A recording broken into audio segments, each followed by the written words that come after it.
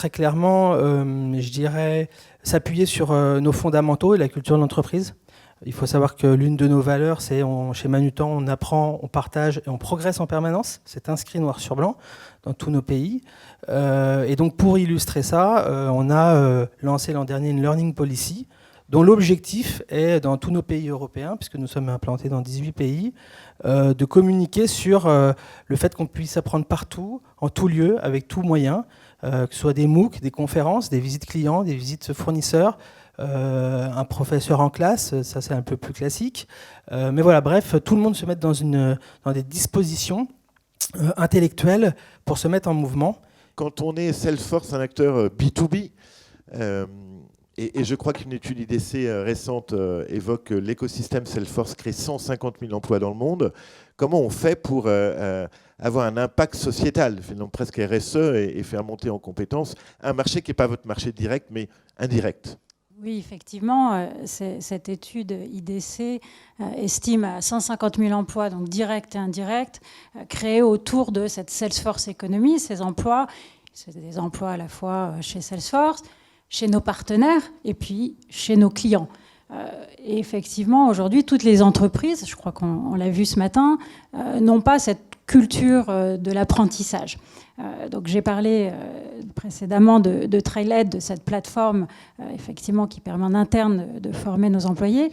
Cette plateforme, elle est ouverte à nos clients qui, exactement comme dans l'exemple de ce matin, de tout à l'heure, peuvent se former sur nos nouvelles versions sur cette plateforme. Mais on est allé plus loin, on a créé ce qu'on appelle My Trailhead.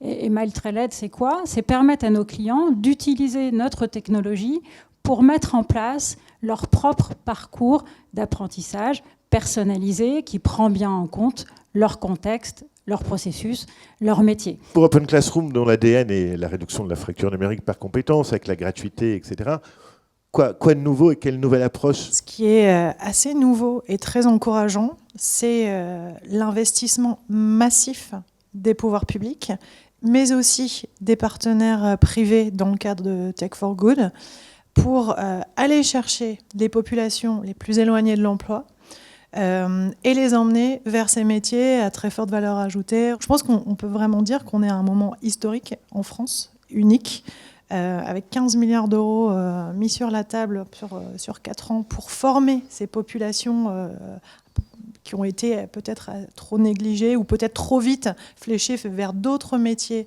destinés à être changés trop vite. Et aujourd'hui, on fait ce pari-là qu'il y a des personnes extrêmement talentueuses qu'on va trouver et qui vont elles-mêmes être modèles pour d'autres et tirer en même temps l'économie. Ce qui est très nouveau aussi, c'est la dynamique autour de Tech for Good, c'est-à-dire des entreprises qui s'engagent pour faire de la technologie un levier positif d'insertion sociale.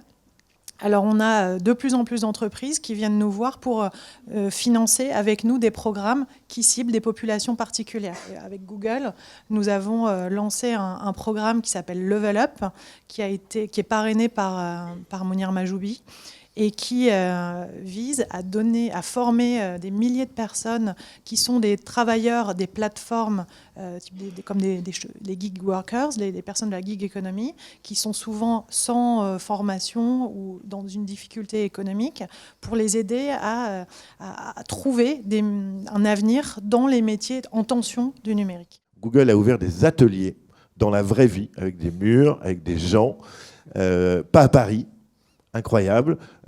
Pourquoi cette démarche, je crois, qui est en plus unique dans le monde? C'est un projet qui est effectivement né qui a une longue histoire, puisque ça fait plus de 7 ans maintenant que Google investit et travaille sous différentes formes sur cette question de la réduction de la fracture numérique. Pour faire ça, en fait, je parlais tout à l'heure de l'importance du test and learn, on a testé plein de formules.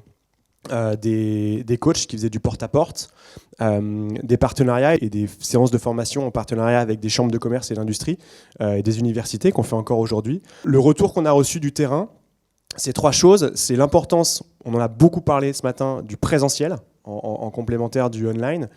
L'importance de la durée, de rester dans la durée, de créer une présence pérenne. Et puis également, le fait qu'on ne pouvait pas y arriver tout seul.